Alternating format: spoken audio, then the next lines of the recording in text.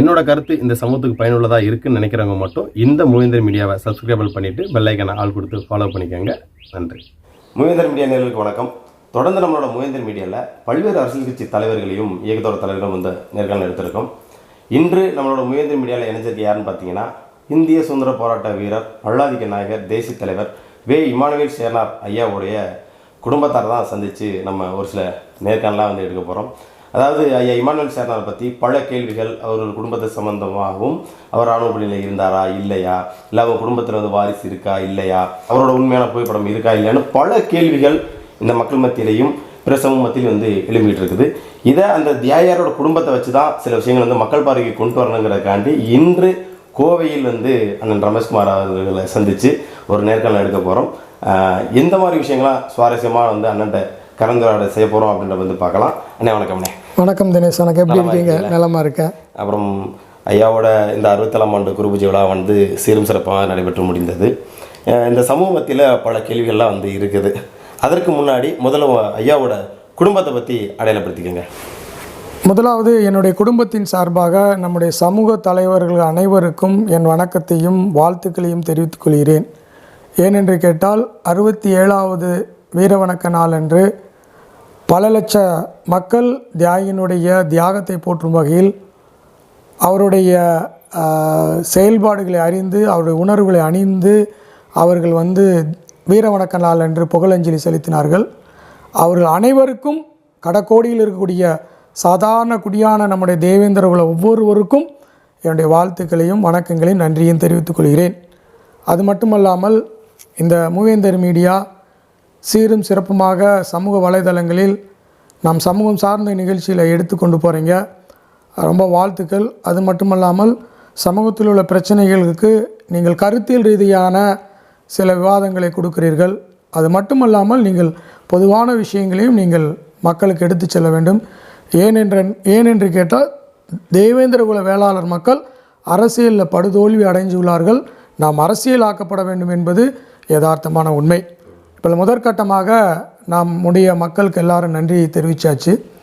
இருந்தாலும் கூட இந்த அரசுக்கு மீண்டும் மீண்டும் நாம் நன்றியை தெரிவித்துக் கொள்ள வேண்டும். முதலாவதாக என்னுடைய நன்றியை நம்முடைய தமிழக முதல்வர் அவர்களுக்கும், அவருடைய அமைச்சர்களுக்கும், நம்முடைய தேவேந்திர குல வேளாளர் சமூகத்தை சார்ந்த எம்எல்ஏ எம்பிஸுக்கும் நான் வாழ்த்துக்களையும் நன்றியிலும் தெரிவித்துக் கொள்கிறேன். உங்களுக்கு ஒரு சந்தேகம் வரலாம், எப்போ பார்த்தாலும் நன்றிகளை தெரிவிக்கிறார்கள் என்று உங்களுக்குள் ஒரு சந்தேகம் எழுப்பலாம். நன்றி மறப்பது நன்றன்று, நன்றல்ல அன்றே மறப்பது என்று திருவள்ளுவர் கூறியிருக்கார். ஏனென்று கேட்டால் இந்த சமூகத்திற்கான அடையாளத்தை இந்த திமுக அரசு நமக்கு கொடுத்துருக்குறோம். முக்கியமாக தளபதி ஸ்டாலின் கொடுத்துருக்காங்க, மணிமண்டபமும் கொடுத்துருக்காங்க, வெங்கல சிலையும் கொடுத்துருக்காங்க, அரசு விழாவும் கொடுத்துருக்காங்க. இதிலிருந்து என்ன தெரிகிறது, இந்த சமூகத்தை அவர்கள் அரசு அங்கீகரித்து உள்ளது என்பதை நினைக்கும் போது ஒவ்வொரு நாளும் பூரிப்பாய்க்கொண்டு, அதனால தான் இந்த மாதிரி பேட்டியில் வரும்போது எங்களை அறியாமலே அவர்களை நன்றி சொல்லும் விதமாக எங்களுடைய நாவுகள் துடிக்கிறது. ஆகையால் நாங்கள் நன்றி உள்ளவர்களாக இருப்போம் என்பதை மீண்டும் இந்த நன்றியுடன் நான் இருந்தாலும் நான் உங்களுடன் வந்து ஒரு மூவேந்தர் மீடியா ஊடகவியலாளராக தான் பார்த்தேன். ஆனால் இன்று சந்திக்கும் போது தான் நீங்கள் எப்படி சமூகத்துக்கு வந்தீங்க, எது தூண்டியது அப்படின்னு பார்க்கும்போது உங்கள் சமூக பற்றி எனக்கு புரிஞ்சது. இதே போல் தான் ஒவ்வொருவரும் ஒவ்வொருடைய பேச்சினாலும் ஒவ்வொருடைய செயல்னாலும் ஈர்க்கப்பட்டவர்கள். அப்பேற்பட்ட ஈர்க்கப்பட்டவர்கள் தான் இன்று 60 லட்சம் பேர் நம்முடைய தேவேந்தர்கள். ஏனென்று கேட்டால் இப்போ எங்களது குடும்பம் அப்படின்னு நம்ம எடுத்துக்கொட்டுன்னு கேட்டால் தியாகியாருடைய குடும்பத்திற்குள்ள வந்து நிறையா அவருடைய வாரிசுகள் இருக்கிறார். முதலாவதாக தியாகியாருக்கு வந்து தியாகியார் மனைவி பேர் என்னன்னு கேட்டிங்கன்னா அமிர்தம் கிரேஸ். அவங்க வந்து எந்த ஊரை சேர்ந்தவர்கள் என்றால் வீரம்பல் கிராமத்தை சேர்ந்தவர். எப்படி என்று கேட்டால் தியாகி இமானுவேல் சேகரனுடைய அம்மா ஞானசௌந்தரி பிறந்தது வீரம்பல். தியாகி இமானுவேல் சேகரனுடைய மனைவி அமிர்தம் கிரேஸ் அவங்களுடைய அம்மா பிறந்தது வீரம்பல். அவங்க அம்மா பேர் மரியம்மா. இந்த மரியம்மா என்கிற இந்த இமானுவேல்ஸோடைய அம்மாவை இதம்பாடலுக்கு கட்டி கொடுக்குறாங்க. அவருடைய கணவர் பெயர் கட்டக்கருப்பன், இந்து பெயர். பிற்காலத்தில் அவர் வந்து சாமுவேலாக மதம் மாறுகிறார்கள். இங்கு மதமோ எதுவுமோ பிரச்சனை இல்லை. அவர்கள் ஏன் மதம் மாறுகிறார்கள் அது வேறு சப்ஜெக்ட். ஞானசௌந்தரி பாட்டியை கொண்டு போய் நம்ம இதில் செல்லூரில் கட்டி கொடுக்குறாங்க. பூர்வீகம் அப்படின்னு கேட்டிங்கன்னா வீரம்பல். இந்த இடத்துல வீரம்பலை நாங்கள் சொல்லிக்கொள்ள விரும்புகிறோம். வீரம்பல் அல்லது அது வீரநாடு. அவ்வேற்பட்ட வீரம்பலில் பிறந்ததற்கு தான் அவருடைய வீரம் அங்கே பொதிந்து உள்ளது. ஏனென்னு கேட்டால் அந்த வீரம்பலை எல்லா கலைகளையும் கற்றிருந்தார்கள். சிலம்பத்திற்கு பெயர் போன கலைகள். விவசாயத்தால் அருமையாக செய்வார்கள். அவர்களைப் போல விவசாயம் செய்ய முடியாது. அந்த குடியிலிருந்து வந்து விவசாய குடியிலிருந்து வந்த இந்த குடும்பம் தான் தியாகியாருடைய குடும்பம். தியாகியாருடைய மனைவியை செல்லூருக்கு கட்டி கொடுத்தாச்சு. செல்லூர் மிகப்பெரிய தேவேந்திரர்கள் வாழக்கூடிய ஒரு சமூகம். அதில் தியாகியார் இருக்கிறாரு. தியாகியாருடைய பேர் காலத்திற்காண்டி வீரம்பல் வர்றாங்க. வீரம்பலில் தான் தியாகியார் பிறக்கிறார். நம்ம சமூக வழக்குகளில் கூட தாய் கிராமம்ங்கிற ஒரு போட்டி வந்தது. நான் என்ன சொல்லுவேன்னா, தியாகியாருக்கு தாய் கிராமம் என்று சொன்னால் வீரம்பல், இதம்பாடல், செல்லூர், பரமக்குடி, காட்டுப்பரமக்குடி, பொன்னையாவரம் இதெல்லாம் உள்ளே அடக்கி தான் தாய் கிராமம். இவர்கள் தங்களுக்குள் தாய் கிராமம் போட்டுக்கொள்வதில் எந்த விதமான ஒரு வேற்று கருத்தும் கிடையாது. தாராளமாக நீங்கள் போட்டிருக்கீங்க. ஏன்னு கேட்டிங்கன்னா, அவர்கள் எல்லாரும் தியாகியாருடைய சொந்தக்காரர்கள். குறிப்பாக பரமக்குடி பொன்னையாவரத்தில் தியாகியாருடைய சொந்தக்காரங்க நிறைய பேர் இருந்தாங்க. தற்போது இருக்கக்கூடிய நம்முடைய தேவேந்திர பண்பாட்டு கழகத்தினுடைய தலைவர் பாலா, அவங்களுடைய அம்மா கூட தியாகியாருடைய மனைவியோட கூட இருந்தாங்க. அவங்க தந்தையார் மலையாண்டி கூட இருந்தவர்கள். இது ஒரு பக்கம் இருந்தாலும் தியாகியாருடைய குடும்பத்தினுடைய வரலாறை இந்த சமூகத்திற்கு எடுத்து சொல்ல வேண்டும். தியாகியாருக்கு வாரிசு இருக்கா என்று கேட்கிறவர்களுக்கு இதன் மூலம் நாங்கள் மூவேந்தர் மீடியா மூலம் நாங்கள் சொல்லிக்கொள்ள விரும்புகிறோம். இமானுவேல் சேகரனாருக்கும் அமிர்தங்கரேசுக்கும் பிறந்த குழந்தைகள் மொத்தம் 4 பேர். முதல் குழந்தை பேர் என்னன்னு கேட்டிங்க, மேரி வசந்தராணி, என்னுடைய தாய். அவருடைய கணவர் பேர் வந்து டாக்டர் ஏ பாலையா. அவர் செல்லூர் கிராமத்தைச் சேர்ந்தவர்கள். அவர்கள் சொந்த கிராமத்திலேயே தியாகியுடைய படுகொலைக்கு பிறகு அவர்கள் திருமணம் ஒரு விதமான வரதட்சணை இல்லாமல் கட்டி கொண்டார்கள். அது மிக மிக போற்றுதலுக்குரியது.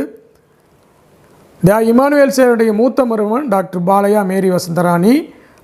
அவர்களுக்கு 4 குழந்தைகள். முதலாவது பேர குழந்தை ரமேஷ்குமார். அதுக்கு அடுத்தபடியாக ரூபா நர்கீஸ் தேவசேனா. அதுக்கு அடுத்தபடியாக இளவரசன். அதுக்கு அடுத்தபடியாக கோமான். இவர் 4 பேரும் 4 பேர குழந்தைகள். இப்பொழுது நான் திருமணம் கட்டியிருக்கக்கூடிய ஊர் எதுன்னு கேட்டிங்கன்னா, நம்ம பேரையூர் பக்கத்தில் இருக்கிற கட்டாரப்பட்டியை சேர்ந்தது. அவங்க சுத்த தேவேந்திரகுல வேளாளர் சமூகத்தை சார்ந்தவர்கள். என்னுடைய மனைவியும் தேவேந்திரகுலத்தை சார்ந்தவர்கள். எனக்கு ஒரே ஒரு பெண் குழந்தை. அவள் வந்து இப்பொழுது ஆங்கில ஆராய்ச்சியாளராக அவள் படித்து கொண்டிருக்கிறார். அதுக்கு அடுத்தபடியாக பார்த்திங்கன்னா என்னுடைய தங்கை ரூபா நர்கீஸ் தேவசேனா. அவருடைய கணவர் பேர் ஜான்சன். அவர்கள் இருவரும் லண்டனில் இருக்கிறாங்க. அவர்களுக்கு 2 குழந்தைகள். ஒன்லி ஜென்ட்லி காட்வின், இன்னொரு பென். 2 புதல்வர்கள் இருக்காங்க. 2 பேருமே லண்டனில் செட்டில் ஆகியிருக்காங்க. அதில் ஒருத்தருக்கு ஜென்ட்லி காட்வின் அவர்களுக்கு திருமணம் ஆகிவிட்டது.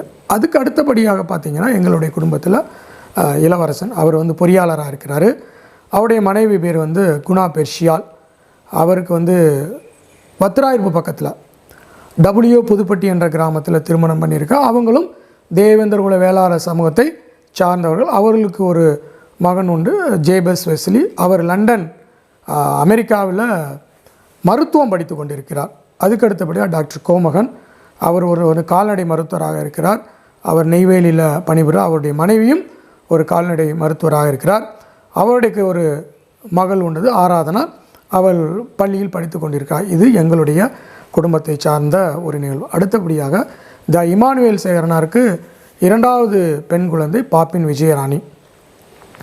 அவர் திருமணம் பண்ணியிருக்கிறது தியாகி இமானுவேல் சேகரன் சொந்த மச்சின மகன்.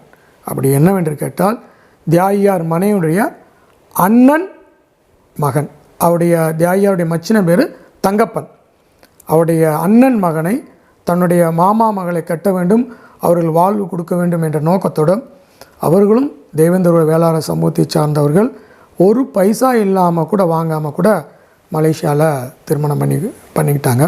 அவர்களுக்கு 3 குழந்தைகள். கவிதா, மன்னிக்கணும், ஜெசிகா. அவள் வந்து ஆஸ்திரேலியாவில் திருமணமாக இருக்கா, தேவேந்திர வேளாளர் சமூகத்தை சேர்ந்தவர். அவருடைய மகன் வந்து பிரகாஷ், வினோத். இருவருக்கும் திருமணமாகவில்லை. 3வது இருக்கக்கூடியவர்கள் பார்த்திங்கன்னா சுந்தரி பிரபாராணி. அவருடைய கணவர் டாக்டர் முனியாண்டி, பொல்வாய்க்குளத்தைச் சேர்ந்தவர். அவங்க பரமக்குடியில் செவிலியாராக இருந்து பணி ஓய்வு பெற்றவர்கள். அவர்களுக்கு 2 குழந்தைகள். முதல் மகன் பேர் சக்கரவர்த்தி. அவர் சமூகத்தில் வேலை செஞ்சிட்ருக்காரு. அவருடைய 2வது மகன் பார்த்திங்கன்னா சந்திரசேகர்.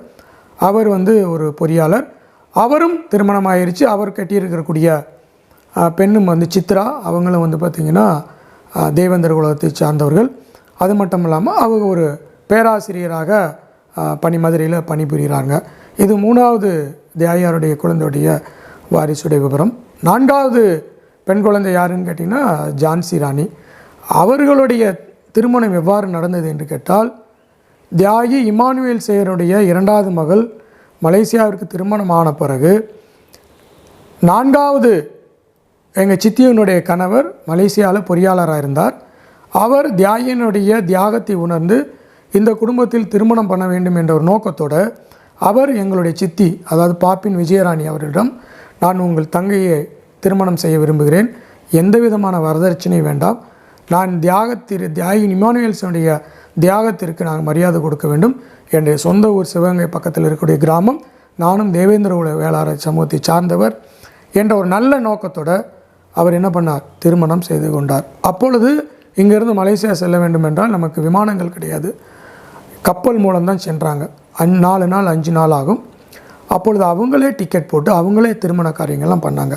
ஐயாவோட குடும்பம் எல்லாமே இந்த தேவேந்திர குல வேளாளர் சமூகத்தில் தான் பெண் கொடுப்பது எடுப்பது போன்ற நிகழ்வுகள் கண்டிப்பான உண்மை. அப்படி நாங்கள் வேறு சமூகத்தில் பெண் கொடுத்து பெண் எடுத்திருந்தால் தியாகியினுடைய தியாகத்துக்கு மரியாதை இல்லை. ஏனென்று கேட்டால், ஒரு பழமொழி சொல்லுவோம், இனம் இனத்தோடு தான் சேரணும். நீங்கள் ஒரு விவசாயத்தில் ஒரு நெல்லை எடுத்துட்டிங்கன்னா அதில் கலப்படம் பண்ணக்கூடாது. அதனால் அந்த இமானுவேல் சார் ஒடுக்கப்பட்ட எல்லா மக்களுக்கும் பணிபுரிஞ்சார், எல்லாம் செஞ்சார். ஏன்னு கேட்டிங்கன்னா, நம்ம ஜீன் சுத்தமாக இருக்கணும். நம்ம ஜீன் சுத்தமாக இருந்தால் தான் அந்த போராடக்கூடிய குணம், தியாகம் எல்லாமே இருக்குது. அப்படிங்கன்னா முழுக்க தேவேந்திர குல வேளாளர் சமூகத்தை சார்ந்த எல்லா பெண் கொடுப்பதும் மாப்பிள்ளை எடுப்பதும் எங்களுடைய முக்கியமான ஒரு இது இருந்தது. குறிப்பாக என்னுடைய மச்சான் ஜான்சர் வீரம்பல் கிராமத்தை சேர்ந்தவர். அவர் எங்களுடைய சொந்த அத்தை மகனைத்தான் நாங்கள் சம்மந்தம் பண்ணியிருக்கோம். அதில் ரொம்ப நாங்கள் பெருமை அடைகிறோம். இது வந்து இமானுவேல் சேகரனுடைய குடும்பத்தோட கடைசியாக இருக்கக்கூடிய சித்தியுடைய அவங்களுக்கு பார்த்திங்கன்னா 2 பெண் குழந்தைகள். ஒருவர் பேர் கவிதா, அவர் மலேசியாவில் வேலை செய்கிறார். இன்னொரு பேர் ஹேரன் நிருபா, அவங்களும் மலேசியாவில் இருக்காங்க. அவங்க 2 பேருக்கும் திருமணம் ஆகவில்லை. இதுதான் எங்கள் குடும்பத்தை பற்றி ஒரு முழு விவரம். இதையும் தாண்டி நிறைய விவரங்கள் இருக்குது, அதை இன்னொரு பேட்டியில் நம்ம வைத்துக்கொள்ளலாம். சரி, ரொம்ப நன்றிங்க. இப்போ ஐயா இமானுவேல் சேகரனோட இந்த 67ஆம் ஆண்டு குருபூஜை விழா மற்றும் வீரவணக்க நிகழ்வு வந்து சிறப்பான முறையில் வந்து நடைபெற்ற முடிந்தது. அதில் ஒரு சின்ன ஒரு அசம்பாவிதம் வந்து நடந்தது, ஒரு பதட்டமான சூழல் வந்து ஏற்பட்டது. அதை எப்படி நீங்கள் பார்க்குறீங்க? அதாவது இமானுவேல் சேகரனுடைய அந்த இடம் வந்து கோயிலாக கருதப்படுகிற இடம். அந்த இடத்தை எல்லோரும் ஒரு தெய்வமாக வணங்கக்கூடிய இடம். அப்பேற்பட்ட இடத்தில் வந்து